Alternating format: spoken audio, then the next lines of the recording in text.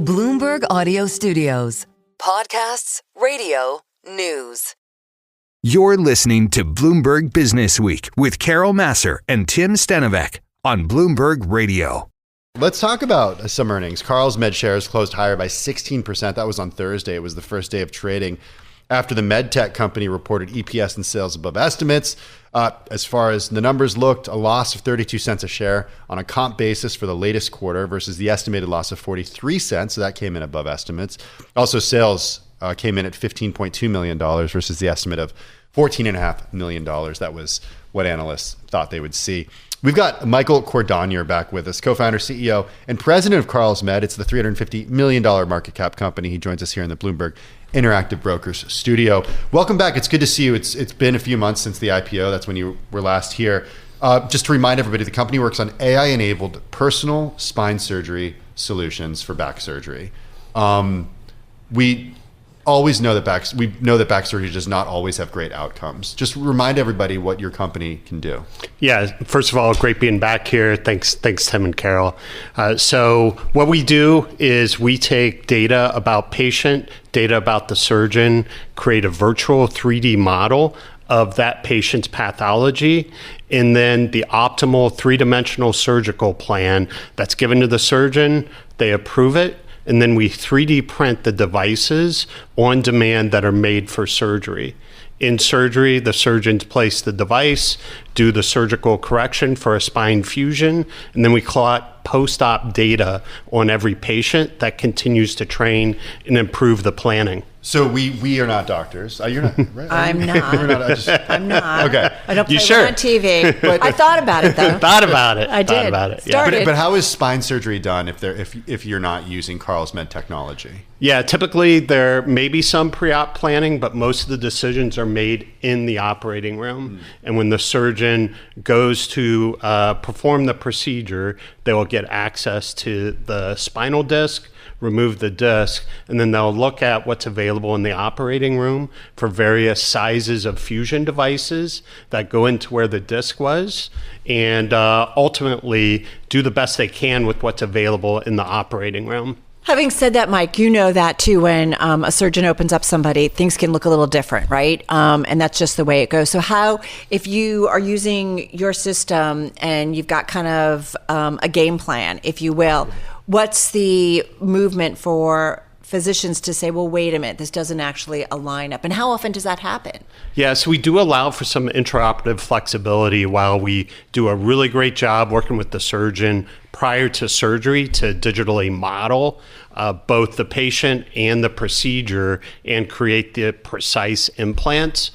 We also give them some flexibility. We make a slightly larger size, a slightly smaller size. So if they get in and decide they need to make a slight change to the plan, they have the implants that they can actually do that. But they've got to work it off of the parameters that you've given them. Yeah. So, I mean, I would assume that there are times where the surgeon's like, wait, something's different.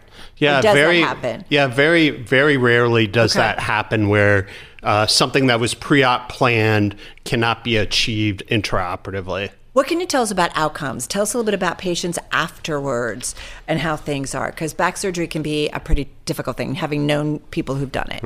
Yeah. And one of the things we're really proud of is our recent publication in the Global Spine Journal that showed a 74% reduction in reoperation at the 2-year time point. Because the challenge, like we talked about with spine surgery, is you're limited to what's available in the operating room for how to achieve the alignment. And when you can really customize the plan, customize the devices to the plan, can achieve a very predictable alignment, which is what drives the best outcomes. And our 2-year data really shows how this has truly become the new standard of care for spine surgery. Well, to that point, if it's become the standard of care, how do you make sure that doctors are educated on it? Because if you're not learning, this in med school, or if you're not learning this in residency, I imagine you're going to conferences to learn about new techniques. It's not an easy thing to do to convince a doctor to do something different than she or he has been doing during their career. One of the things that we've really focused on is education. And so the great thing about the platform is it uses the same surgical techniques that they are taught in med school, in their residency, in their fellowship. However, it adds the preoperative planning. And what we've done is really partner with a lot of academic institutions in the residents and fellows programs so that we really are training the next generation of surgeons very early on this whole concept of digital surgery so that they can implement digital workflow into their practice. And that's really where we see, the mass adoption in the early and mid-career surgeons that are looking to really implement digital workflows. I'm assuming what you look for is the big buy-in from hospitals, right? So tell us about the uptake in that, where you're seeing growth in that business, because that to me sounds like that's where you guys really want what you want to happen. Yeah, so we're still very early days. Okay. And but we've had a ton of traction with large healthcare systems as well as teaching institutions. What does traction mean? Yeah, so meaning that, to get on contract, it is a process. So typically go through a value analysis committee. One of the great things with our platform, our technology is first, we've got great clinical data. Second, we've got a really great economic proposition because for our new cervical platform, we have a new technology add-on payment, which enhances the reimbursement to the hospitals when they use this. And for the lumbar platform, we recently got new codes, new DRG codes that are specific to the personalized devices, which incentivize utilization. I mean, this goes to you want insurance coverage of this, right? Yeah. Okay. Yeah. So from a commercial payer standpoint, we fit inside current CPT codes and DRGs. What's CPT? So that is the code that a surgeon is paid on, the provider code. Okay. The DRG codes are the codes that the hospitals are paid on. So for the DRGs for the hospital, we have elevated reimbursement.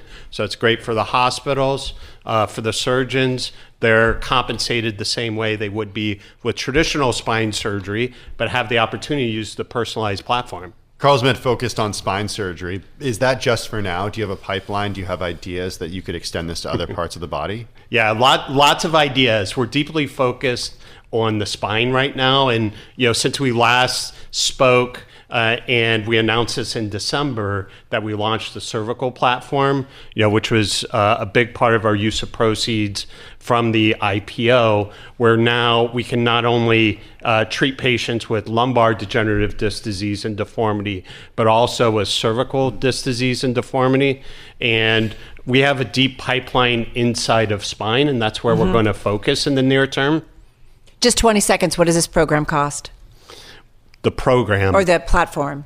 Yeah, so the platform is priced at a point that's similar to what the reimbursement is, and so it provides great economics to the hospital. All right, going to leave it there. Thank you so much. Mike Cordonnier, he is co-founder, CEO, and president of Carlsmed, joining us right here in our studio.